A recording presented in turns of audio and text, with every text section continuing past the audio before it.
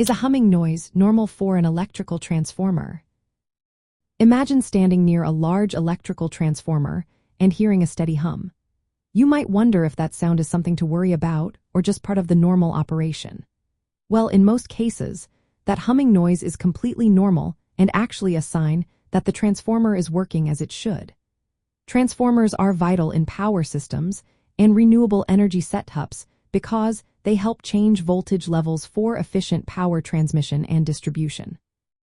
When electricity flows through a transformer, it creates a magnetic field that causes the iron core to slightly expand and contract. This process is called magnetostriction. As the core vibrates, it produces a low, steady hum that we hear as the transformer's sound. This vibration can also cause the core and attached parts to resonate at natural frequencies, which can make the hum louder or more noticeable. The hum should be consistent and not change suddenly in volume or pitch. If it does, it might be a sign of a problem. Overloading the transformer can cause it to heat up and vibrate more, leading to louder noises. Loose bolts or laminations can also cause rattling or buzzing sounds. As transformers age, insulation or adhesive might deteriorate, making the hum louder or more irregular.